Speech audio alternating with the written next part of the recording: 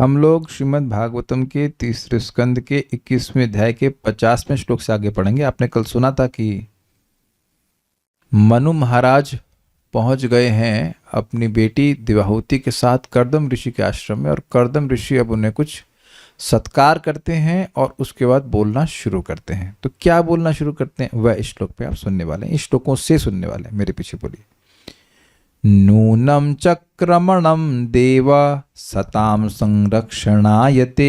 नूनं चक्रमणं देव सतां संरक्षणायते। वधाय च सतां यस्त्वं हरिः शक्तिर्हि पालिनी। वधाय च सतां यस्त्वं हरिः शक्तिर्हि पालिनी। नूनं चंक होगा क्या? नूनं चंक्रमणं देव सतां संरक्षणायते।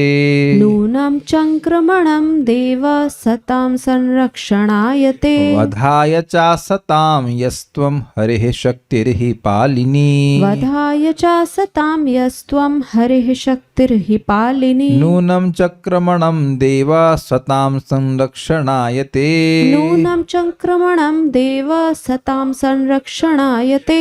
वधाय च सतां यस्त्वं हरिः शक्तिर्हि पालिनी। वधाय च सतां यस्त्वं हरिः शक्तिर्हि पालिनी। नूनं चक्रमणं देव सतां संरक्षणायते। नूनं चक्रमणं देव सतां संरक्षणायते। वधाय च सतां यस्त्वं हरिः शक्तिर्हि पालिनी। वधाय च सतां यस्त्वं हरिः शक्तिर्हि पालिनी।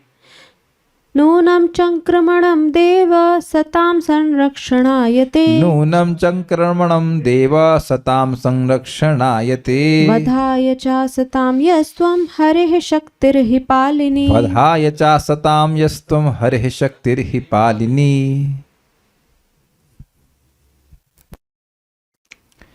हे भगवान, कौन भगवान? कहाँ से आ गए इसमें?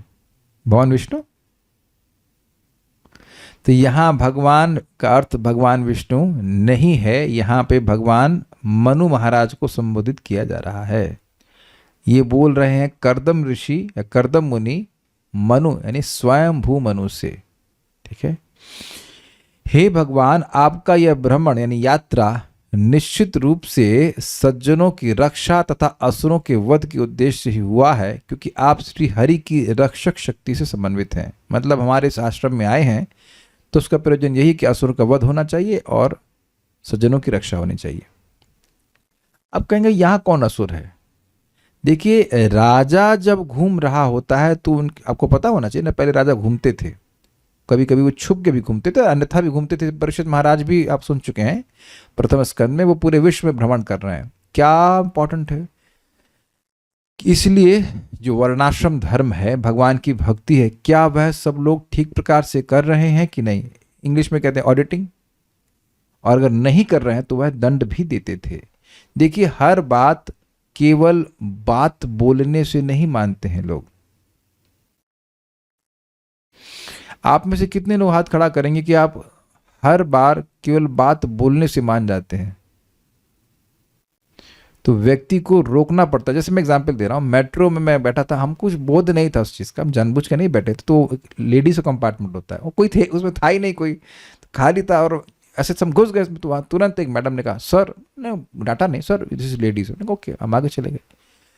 लेकिन पॉइंट है कि उनको वहाँ एक लेडी, मतलब क्या कह सकते हैं उसको, गार्ड को बिठाने की क्या जरूरत है? क्योंकि लोग देख करके नहीं मानते, है कि नहीं?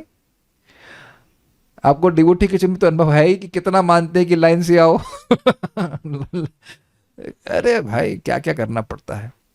तो ये जरूरी है, ब्राह्मण धर्म का प्रतिपादन करते हैं, लेकिन उसका पालन क्षत्रिय करवाता है, करना पड़ेगा। आई डोंट फील लाइक, नहीं क्यों फील लाइक नहीं, ये देखो डंडा डंडा दिखा के भी करना पड़ता है। नहीं मानते लोग, क्या करेंगे भाई? डर से भी, भय से भी लोग धर्म का पालन करते हैं। भक्तों की तो खैर हम बात ऐसा नहीं करेंगे, लेकिन कर लेते हैं भक्त लोग धर्म का पालन, लेकिन सभी लोग ब्राह्मण नहीं होते। That is also very important, है ना? कुछ गुंडे लोग होते हैं कि नहीं? तो कह रहे हैं कि देखिए, जैसे भगवत गीता में भगवान ने बोला है, परित्राणाय साधुनाम विनाशाय च दुष्कृताम धर्म संस्थापनार्थाय संभवामि युगे युगे। तो श्लोक अब जानते हैं। अब उसमें बड़ी सुंदर बात बोली गई है कि इस कार्य को तो आपके नहीं नहीं, उससे पहले वाला श्लोक क्या था? धर्मस्य ग्लानि क्या होता है? अभ्युत्थानम धर्मस्य तदात्मानं सृजाम्यहम्। यदा यदा हि धर्मस्य ग्लानिर्भवति भारत अभ्युत्थानम अधर्मस्य तदात्मानं सृजाम्यहम्। तो वहां बोला गया है कि भाई जब जब धर्म की ग्लानि होती है और अधर्म का अभ्युत्थान होता है तो मैं प्रकट हो जाता हूं। तो वहां प्रश्न उठाया गया कि भाई यह तो आप अपने मनु आदि अवतारों के द्वारा भी करते हैं। वहां आचार्यों ने प्रश्न उठाया है, तो ये करने के लिए केवल आते हैं आप, बात सही नहीं है। तो वो बात अगला श्लोक बोलते हैं, परित्राण साधूनां, मेरे भक्तों को मेरे से जो विरह जनित दुख है उससे उनका परित्राण करने के लिए मैं आता हूं। तो बात हम क्या बोल रहे हैं कि मनु महाराज आदि भगवान के द्वारा शक्ति प्रदत्त हैं धर्म की संस्थापना करने के लिए और अधार्मिक लोगों का नाश करने के लिए। तो कह रहे हैं कि आप जो घूम रहे हैं, घूमने का मतलब आप राजा हैं और आप जगत में भ्रमण करते, तो उसका प्रयोजन यही है कि धर्म की रक्षा हो और अधर्म जो लोग कर रहे हैं उनका वध हो जाए, क्योंकि आप भगवान के प्रतिनिधित्व तो हो, इसलिए आप भगवान का ही कार्य करते हो, उनके बिहाफ पे ये बात बोल रहे हैं। तो इस प्रकार से वह उनका सम्मान कर रहे हैं, ये बात है। देव, हे महाराज, ते चंक्रमणम, आपका यात्रा करना, नूनम निश्चय ही, सताम सज्जनों की संरक्षणाया, रक्षा के लिए, च असताम वधाया, और दुष्टों के संहार के लिए होता है। मतलब आपका और कोई प्रयोजन होता नहीं, निस्संदेह ऐसे इसी उद्देश्य को लेकर आप कर रहे हो ही, क्योंकि यह त्वम हरे, आप भगवान श्री हरि की पालनी शक्ति, पालन शक्ति रूप है। इजी है श्लोक समझने में। नूनम, निश्चित ही, देव अर्थात हे महाराज, चंक्रमणम, ते चंक्रमणम, आपका ये जो भ्रमण है वह सताम संरक्षणाया, वह भक्तों की रक्षा करने के लिए है। वधाय च असताम, और असत लोगों का जो अभक्त हैं उनके वध के लिए है। क्योंकि यह तुम जो आप हैं वह हरि शक्ति ही पालनी, वह भगवान हरि नहीं, सॉरी, हरे शक्ति ही पालनी, भगवान हरि की पालनी शक्ति के आप स्वरूप हैं। जैसे देख लीजिए, बहुत सारे गवर्नमेंट सर्वेंट हैं, लेकिन पुलिस अपनी गाड़ी लेके क्यों घूमती है? सब्जी बेचने के लिए। आपने देखा होगा कि आजकल नया सिस्टम हो गया, पहले तो वो लोग मुंह से बोलते थे, आज वो एक डिवाइस लगा लेते, तो आलू है, टमाटर है, इसका रिकॉर्ड कर लेते हैं। तो वह भी घूम रहे हैं, है ना? सब्जी वाले भी घूम रहे होते हैं गली गली में, और पुलिस वाले भी घूमते हैं अपना वो गाड़ी लेकर के। दोनों गाड़ी सेम लेकिन प्रयोजन में अंतर है कि नहीं? तो पुलिस की गाड़ी घूम रही है तो उसका प्रयोजन ये है कि जो अच्छे लोग हैं उनकी रक्षा करें, और जो बुरे हैं उनको भगा दें या डरा दें या जो भी इनको है।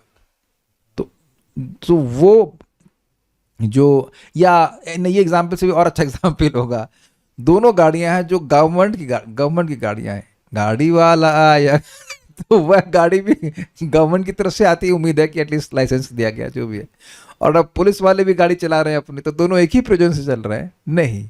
तो दोनों का चक्रमण निश्चित ही एक ही प्रयोजन से नहीं है। तो पुलिस को अधिकार दिया गया है ये जो मतलब प्रोटेक्शन का, तो वह गवर्नमेंट की उस शक्ति से युक्त है। तो यहाँ पे राजा जो है वह भगवान के प्रतिनिधि इस अर्थ में कि वह भक्तों की रक्षा करने के लिए, और जो अभक्त हैं या असत हैं उनके वध के लिए, ये बात।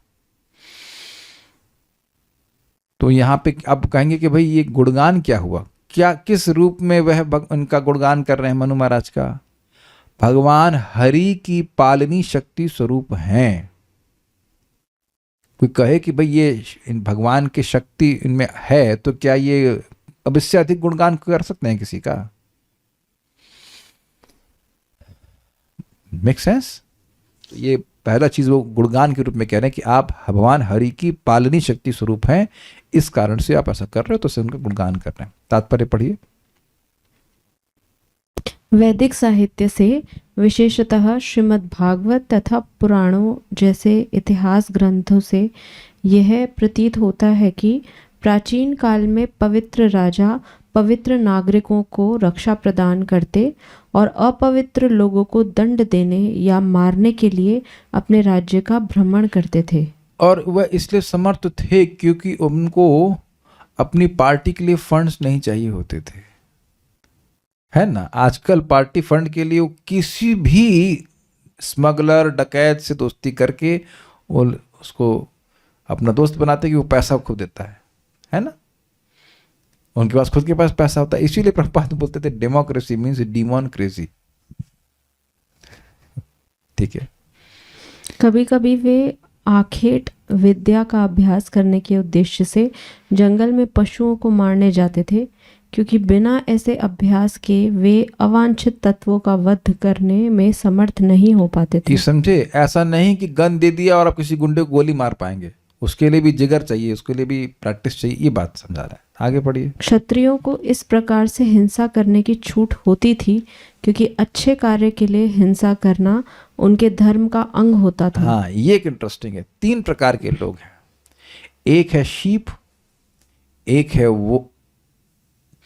है वुल्फ, और एक है ऐसा व्यक्ति, मतलब ऐसा जानवर जो उस वुल्फ से शीप की रक्षा करे। तो शीप हो गए सामान्य इंसान, वुल्फ हो गए जो भेड़िए उसे खाने वाले होते हैं और वो डकैत परेशान करते हैं सामान्य लोगों को, और दूसरा जानवर जैसे कुत्ते भी होते हैं जो मतलब खतरनाक वाले होते हैं, तो वह इन भेड़ियों से इनकी रक्षा करते हैं। तो दोनों तरफ हिंसा कर, भेड़िया भी हिंसा कर रहा है और वो जो डॉग है जो भी कुछ है वह भी हिंसा कर रहा है, लेकिन एक जगह हिंसा से मतलब नुकसान पहुंच रहा है और एक जगह हिंसा से रक्षा हो रही है। इसमें क्षत्रिय मतलब क्षत्रय, यानी कि जो क्षति करके रक्षा करता है उसे क्षत्रिय कहते हैं। ये बात समझा रहा है। ठीक है, आगे पढ़िए। क्षत्रियों को इस प्रकार से हिंसा करने की छूट होती थी क्योंकि अच्छे कार्य के लिए हिंसा करना उनके धर्म का अंग होता था। यहाँ पर 2 शब्दों का स्पष्ट उल्लेख है, वधाय वधाय अर्थात मारने के प्रयोजनार्थ, तथा असताम अर्थात अवांछित दुष्ट जनों को राजा की रज्ञक शक्ति भगवान की शक्ति मानी जाती है। रक्षक होना चाहिए, रक्षक होनी चाहिए। हाँ, भगवद गीता 4.8 में भगवान कहते हैं, परित्राणाय साधुनाम विनाशाय च दुष्कृताम। भगवान पुण्यात्माओं की रक्षा करने और असुरों के वध के लिए अवतरित होते हैं।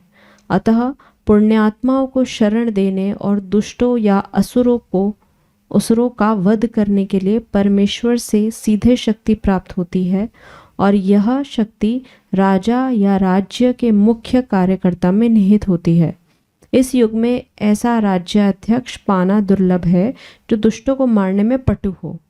आधुनिक राज्याध्यक्ष सुंदर प्रासादों के भीतर बैठे बैठे निर्दोष व्यक्तियों को अकारण मारने का प्रयत्न करते हैं। अब देखिए, अगर आप इस बात को समझ रहे हैं तो हम इस बात का सपोर्ट किसी भी लेवल पर किसी भी व्यवस्था में नहीं कर सकते कि बॉम्ब जो है वह सामान्य लोगों पे गिराया जाए, चाहे वो भारत की तरफ से हो, चाहे वो इजराइल की तरफ से हो, या अमेरिका की तरफ से हो, चाहे रशिया की तरफ से हो। ये धार्मिक है ही नहीं।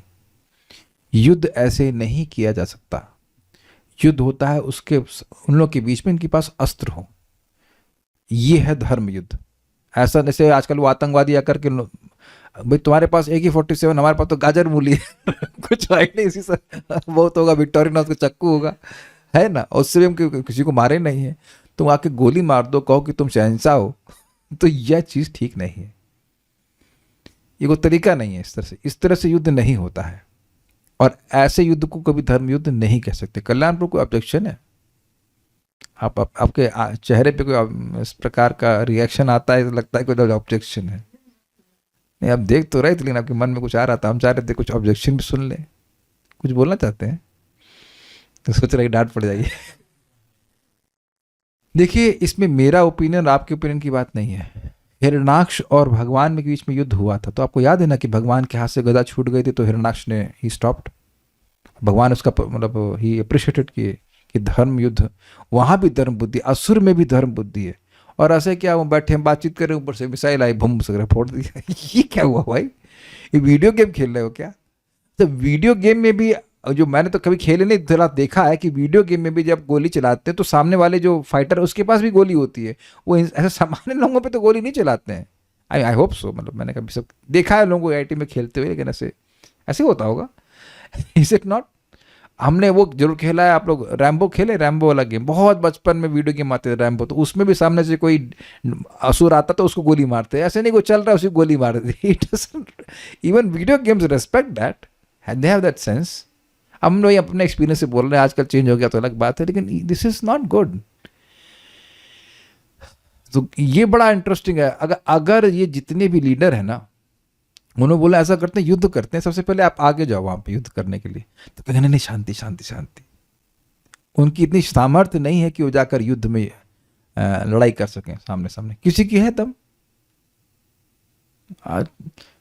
For them is just like a video game, गए अपना कुछ कंट्रोल दिया, ड्रोन्स गए और आके बम बम मार दिए। ठीक है वो भाई, और उसमें कहते हैं हमने ये कर दिया वो कर दिया। तुमने क्या किया? तुमको जाके तुम्हारी दम है तुम जाके युद्ध कर सको? Not proper. बट नहीं, आप जो चल रहा है चल रहा है, लेकिन ये चीज़ ठीक नहीं। प्रभुपाद इस बात को बोल रहे हैं। प्रभुपाद जहाँ तक मैं समझ रहा हूँ इस बात को मतलब उस कंटेक्स्ट में बोल रहे हैं कि वियतनाम के, पहले भी देखे ही, लेकिन वियतनाम का युद्ध भी इसमें हो रहा था, लोगों को ऊपर से केमिकल डाल रहे हैं, मार रहे हैं। इसको तरीका नहीं है सब काम करने का, इनको फॉरवर्ड ये कोई तरीका नहीं था।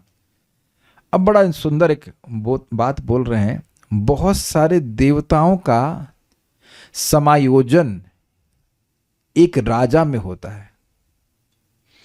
तो ये बात यहाँ पे बोल रहे हैं बड़े सुंदर।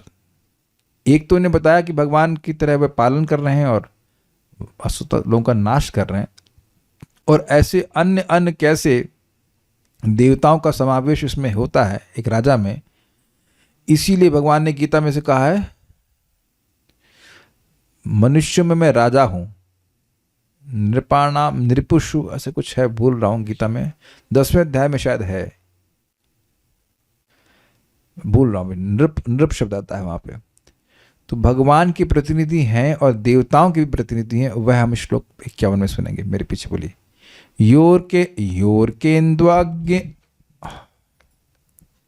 योर्केन्दु अग्निन्द्र वायुनाम यम धर्म प्रचेतसा, योर्केन्दु अग्निन्द्र वायुनाम यम धर्म प्रचेतसा, रूपाणि स्थान आधत्से तस्मै शुक्लायते नमः, रूपाणि स्थान आधत्से तस्मै शुक्लायते नमः।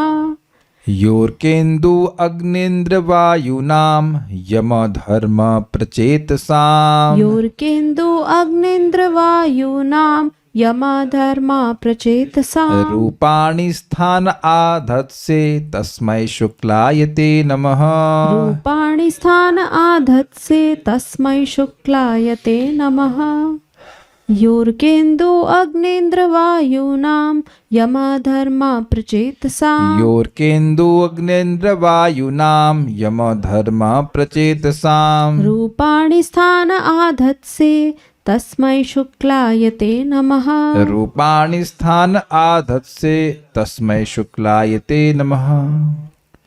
पहले इस श्लोक में जाऊं उससे पहले एक बात छूट गई पिछले तात्पर्य की। देखिए, आप और मैं ये एक्सपेक्ट ना करें कि कलयुग में सिचुएशंस अच्छी होने वाली हैं। जो कोई भी लीडर है कुछ है, पहली बात तो उसकी दम भी नहीं है कि वो डिक्टेटर नहीं है, और अगर उसने धर्म के पथ पे चला तो उसी का लोग वध कर देंगे। तो वो बेचारा डर के मारे भी नहीं कुछ कहेगा। जैसे अभी देखो ना, भारत में भी तो कहाँ गाय गोहत्या कहाँ रोक पा रहे हैं? ओपनली मुर्गियां जाती हैं कटने के लिए, कोई रोक पा रहा है? शराब के ठिकाने खुले हैं, कोई रोक पा रहा है? उनको मार देंगे जिसको कोई इस प्रकार से रोकेगा। तो श्लोक याद हो गया होगा, कली दोष निधे राजन अस्ति एक महान गुणा कीर्तनादेव कृष्ण से मुक्त संगा परम ब्रजेत। डोंट एक्सपेक्ट कि ऐसा कुछ चेंज होने वाला है। चेंज अगर कुछ हो सकता है तो हमारे अंदर हो सकता है, बाई चैंटिंग हरे कृष्ण मंत्र। Will go forward to this.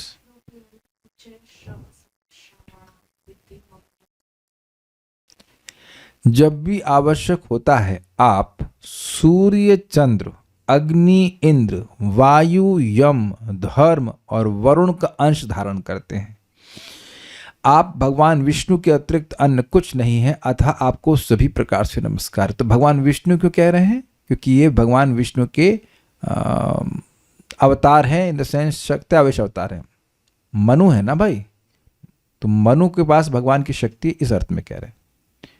यह जो आप स्थाने आवश्यकता अनुसार भिन्न भिन्न कार्यों के लिए अर्क यानी सूर्य, इंदु मतलब अग्नि, इंदु मतलब होता है चंद्र और अग्नि मतलब अग्नि, इंद्र मतलब इंद्र, वायु नाम वायु, यम और धर्म, यम एक अलग है, धर्म एक अलग है, और प्रचेतसाम वरुण के रूपाणी आदत से रूपों को धारण करते हैं। इसका क्या मतलब है?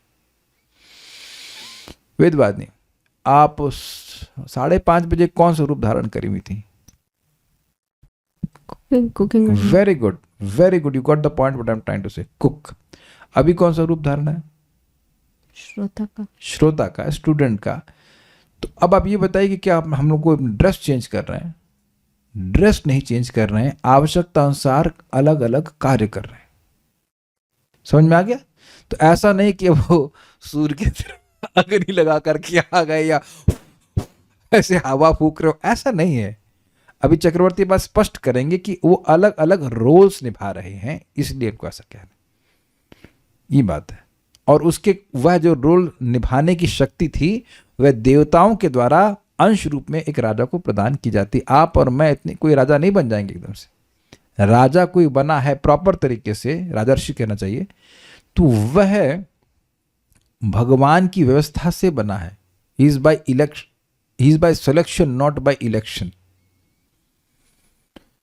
सिलेक्शन इलेक्शन में पता है ना आपको, ये जो पहले के राजा थे उनको इतनी चिंता क्यों होती थी कि उनका पुत्र हो? कोई गैस कर सकता है? कोई गैस कर सकता है कि इतना चिंता क्यों होती थी कि लड़का हो? माइक पे बताइए। उनकी हायरार्की चलती रहे, उनका वंश चलता रहे। तो वेरी गुड, मोक्ष माता जी बिल्कुल सही उत्तर दी हैं। प्रजा पालन ठीक से होना चाहिए। जैसे मैंने पालन किया, राजा सोच रहा है, जैसे मैंने धर्म के अनुसार पालन किया ऐसे ही मेरा बेटा भी हो। देखिए, इस जगत में कोई छोटे से व्यक्ति का बेटा कुछ भी पैदा हो जाए, उससे समाज में कोई फर्क नहीं पड़ता है। लेकिन अगर कोई डिक्टेटर मतलब राजा है, अब उसका जो बेटा है वह अगर निरंकुश हो, निरंकुश समझते हैं ना, तो अब वह सबको परेशान करेगा। इसलिए उनके लिए बहुत बड़ी रिस्पॉन्सिबिलिटी थी कि वह मतलब राज्य को छोड़ने से पहले, जंगल में जाने से पहले एक ऐसा उत्तराधिकारी दें जो कि उन्हीं के अनुरूप धर्म को चलाए। आपको याद होना चाहिए, प्रथम स्कंद में हमने सुना था कि परीक्षित महाराज ने वैसे ही राज चलाया जैसे युधिष्ठिर महाराज चलाए थे, और बल्कि और अच्छा चलाया, और पूर्व के जितने भी भरतवंशी महान राजा हुए थे उस प्रकार से उन्हें चलाया। आप नहीं याद होगा, लेकिन एटलीस्ट हम बता रहे हैं आपको इस बात को, है? हाँ, ऋषियों ने बोला था इस बात को, तो ये बहुत इंपॉर्टेंट है। लीडर अगर गड़बड़ हुआ तो सब गड़बड़ हो जाता है। तो हम खाली बोल रहे थे कि इस प्रकार की ये जो गुण हैं वह देवताओं के आशीर्वाद से आता है। कोई योग्य व्यक्ति ही राजा बनने का अधिकारी। आजकल के लोग राजा नहीं हैं, उनको बोला गया है दस्यु प्रायेषु राजसु, वो हैं डकैत, नाम रख दिया गया है राजा। ठीक है, तो ये रूपों को धारण करने का मतलब है कि they have that, he was having manifesting that potency. तस्मै शुक्लाय ते नमः, उस शुद्ध विष्णु स्वरूप आपको नमस्कार है। शुक्लाय आपने समझ लिया था, जो शुद्ध धर्म स्वरूप हैं, तो भगवान के प्रतिनिधि हैं, भगवान की शक्ति में, इसलिए उनको भगवान से अभिन्न रूप में बोल रहे हैं। श्लोक तो स्पष्ट है, हम पहले इसको अब देख लेते हैं। सारार्धदर्शनी बहुत सुंदर है। अर्कादीनाम अर्थात सूर्य आदि के रूप में आपने उन कार्यों को करने के लिए आदत से, अर्थात आप ही ने यानी सम्यक रूप से उन्हें धारण किया है, यानी बहुत अच्छी प्रकार से उस रूप को धारण किया है। अब कैसे क्या क्या किए हैं देखिए। उनमें प्रताप में आप सूर्य के समान है। ठीक है, अगर कोई व्यक्ति परेशान करने वाला है तो अब उसको ताप देने में ये बहुत समर्थ है। सूर्य के ताप के आगे तो किसी का ताप नहीं चलेगा, तो तेज में आप सूर्य के समान है। ठीक है, यश या कीर्ति में चंद्र के तुल्य है। अब इसका क्या मतलब है? देखिए, यश मतलब ही होता है अच्छे गुण, बुरे गुण को अपयश कहते हैं। बदनामी अलग चीज होती है और ख्याति अलग चीज है। तो आप जब किसी की ख्याति सुनते हैं तो मन में कैसी फीलिंग आती है? चलिए पहले बताइए, इनको जर्नलिस्ट प्रभु को दीजिए, पत्रकार प्रभु आप बताइए, सबके अलग अलग उपाधि है। हाँ बोलिए, किसी के गुण सुनते हैं कि बड़ी ये अच्छा था, ये अच्छा व्यक्ति है, तो आपके मन में कैसी फीलिंग आती है? मतलब उसके लिए रिस्पेक्ट रिस्पेक्ट रेस्पेक्ट आता है और अच्छी एग्जैक्टली मोक्ष रूप माता जी सही बोली, शांति मिलती है। आप किसी की निंदा सुनते हैं तो मन में खराब आता है। इंस्पिरेशन भी आप कह सकते हो, लेकिन हम एक सिंपल सी बात कर रहे भाई उनकी लड़की बड़ी संस्कारी है, क्यों इतना बड़ा पूजा करती है, जस्ट आपको उससे उससे कोई मतलब ही नहीं है, जस्ट गुड गुड क्वालिटीज। किसी के यश को सुनते हैं तो मन में ठंडक आती है। तो आप समझ रहे हैं मैं क्यों बोल रहा हूं? यश यानी कीर्ति में चंद्र के तुल्य है। जैसे चंद्रमा सबको ठंडक ही देता है, ऐसे ही मनु महाराज आपके यश को श्रवण करके लोगों के मन में शांति ही आती है, ठंडक ही आती है, इसलिए तुलना कर रहे हैं चंद्रमा से। समझ आ गई बात? ठीक है। अन अतिक्रमणे, तो ये संस्कृत गलती हो गई, संस्कृत जोड़ दिया मैंने। अन अतिक्रमण में अग्नि के समान है। अतिक्रमण मतलब क्रॉस करना अपनी बाउंड्री, और अन अतिक्रमण मतलब जो बाउंड्री क्रॉस ना कर सके। तो आप देख रहे हैं कि मान लीजिए कहीं अग्नि लगी हुई है, तो उसकी बाउंड्री को कोई क्रॉस करता है? कहीं बम फट रहा हो, विस्फोट हो रहा हो, तो क्या चलो आओ जरा पिकनिक करेंगे वहां पे, तो आप समझे कि वहां पे आप नहीं प्रवेश करते हैं। आप समझ पाएंगे करणामृत प्रभु। आपने देखा है कि जब हम लोग बड़े बड़े कढ़ाई डिवोटी किचन में होते थे, उसमें लकड़ी की खूब प्रचंड अग्नि होती, तो देयर इज अ रेंज, उसके बाहर उसके आगे आप नहीं जा सकते हो। देखा है ना आपने? कार्तिक में आप समझ रहे हैं इस बात को? सभी लोग समझ रहे हैं, अगर अग्नि भभक रही है तो उसका अतिक्रमण नहीं कर सकते, उसके बियॉन्ड आप नहीं जा सकते हैं। इसका क्या मतलब है? अगर मनु महाराज ने कोई आज्ञा दे दी है तो अब कोई व्यक्ति उसका अतिक्रमण नहीं कर सकता कि वह कर दे और अब वो पनिश ना हो। तो उस अर्थ में कह रहा है। समझ में आ गया? उनको बहुत अच्छा लगा था। यद्यपि श्रीधर स्वामी कुछ नहीं बोले, लेकिन मैं जब उसको तैयार कर रहा था तो मैं सोच रहा था कि चक्रवर्ती पाद जरूर उस पर कुछ बोले होंगे। क्यों ऐसा बोल रहे? अग्नि के समान, चंद्रमा के समान। तो अलग अलग समय अलग अलग गुण प्रकाशित कर रहे हैं। ऐश्वर्य में इंद्र के समान, तो स्पष्ट है। सर्वत्र प्रवेश के हेतु अर्थात अवरुद्ध न होने वाली गति में वायु के समान। ऐसा नहीं है कि राज्य में कुछ हो गया और मनु महाराज को पता ही नहीं चला, अच्छा बाढ़ आ गई, ऐसा नहीं है। हर जगह उनका प्रवेश, इसलिए कह रहे हैं से वायु हर जगह रहती है। अन अतिक्रमण वाली बात नहीं समझ में आई? अगर कहीं प्रचंड अग्नि लगी हुई है तो उसको क्रॉस कर पाता है व्यक्ति? नहीं कर पाता है। तो उसी प्रकार से जैसे अग्नि का अतिक्रमण नहीं किया जा सकता, उसी प्रकार से जो मनु महाराज ने आज्ञा दी है उसका उल्लंघन व्यक्ति नहीं कर सकता, ये कह रहे हैं। ठीक है, ओके। दुष्ट जनों के दमन में यम के तुल्य हैं, ये तो स्पष्ट है। जैसे यमराज पिटाई करते हैं से पीट पीट कर लो, जितने भी दुष्ट हैं उनको ठीक कर देते हैं आप। और शिष्ट जनों की रक्षा में धर्म के समान है। इसका क्या मतलब है? धर्म रक्षति रक्षतः, जैसे जो धर्म की रक्षा करता है धर्म उसकी रक्षा करता है, उसी प्रकार से आप जो धार्मिक लोग हैं उनकी खूब अच्छे से रक्षा करते हैं। ये बात देखिए, ये सेंस बहुत खत्म होता जा रहा है इस कलयुग में। लोग अब अपने बच्चों को सब कुछ देने के लिए तैयार हैं, चाहे वो बच्चा कुछ भी करता हो। और डोमिनोज में जाके खा रहा है पिज्जा, तो अब ये बताइए ये धर्म है? और खिला रहे हैं ना अपने बच्चों को। लेकिन अब कोई मान लीजिए साधु है, उसके भोजन की व्यवस्था वह नहीं करना चाहते हैं। Does that make sense? क्रिया वही है या अंतर है? भोजन दे रहे हैं अपने बच्चे को और भोजन दे रहे हैं साधु को। तो साधु को क्यों भोजन दे रहे हैं? क्यों देते हैं? जो बुद्धिमान व्यक्ति जानता है कि भाई ये भोजन का उपयोग, भोजन जो मिलेगा उससे जो एनर्जी मिलेगी उससे वो भजन करेगा।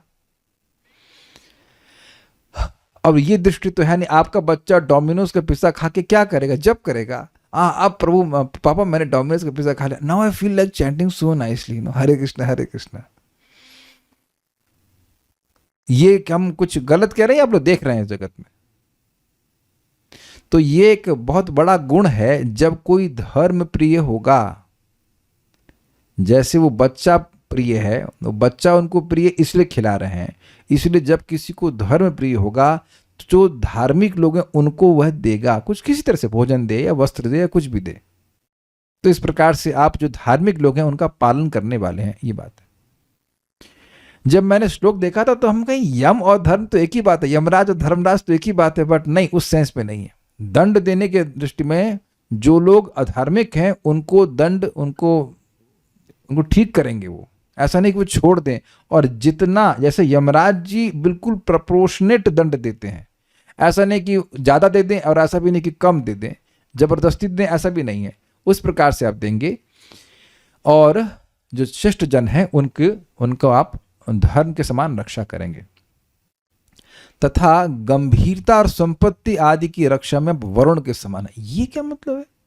कितना अब वैभव एक राजा के पास है ये डिस्क्लोज नहीं करता वो, ये आवश्यक है।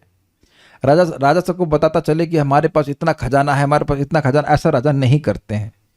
और दूसरा बात क्या है, ये बड़ी इंटरेस्टिंग है, जितना हम सोचते हैं ऐसा बताया जाता है कि एक राजा 13 गुना सोचता है। ऐसा मैं रॉन्ग, बट मल्टीपल टाइम्स उसकी बुद्धि चलती है।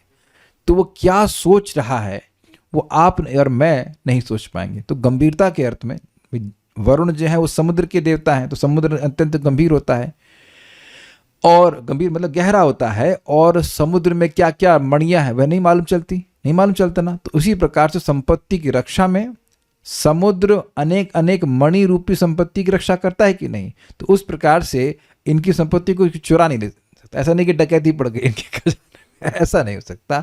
और बहुत गंभीर है, डीप थिंकर, यस, ये भी अर्थ सही है। अतः तस्मय, वही मेरे अभिष्ट देव उसी रूप में इस समय मेरी पर्णकोटि में पधारे, शुक्लायते, शुक्ल अर्थात शुद्ध सत्व स्वरूप आपको मैं नमस्कार करता हूं। तात्पर्य पढ़िए।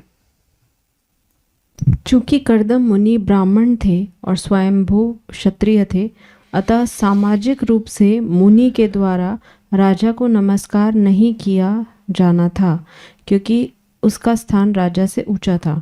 किंतु मुनि ने स्वयंभू मनु को नमस्कार किया, क्योंकि राजा तथा सम्राट के रूप में मनु भगवान के प्रतिनिधि थे। परम प्रभु भगवान सदैव सबों के पूज्य हैं, चाहे कोई ब्राह्मण हो, क्षत्रिय या शूद्र। भगवान के प्रतिनिधि रूप में राजा हर एक से सादर नमस्कार किए जाने का पात्र था। हाँ, तो स्पष्ट है। अब हम इसके आगे नहीं जा रहे हैं क्योंकि वो 3 श्लोक हैं, वो जल्दीबाजी में हो नहीं पाएगा। सो कल उसको देखेंगे। कोई प्रश्न है किसी का? नहीं। So I think it's very easy to understand. आगे वो क्या बातें बोलेंगे हम कल सुनेंगे, भगवान ने चाहा तो। श्री श्री श्रीमद् भागवतम महापुराण की जय, श्रील प्रभुपाद की जय, निताई गौर प्रेमानंदे।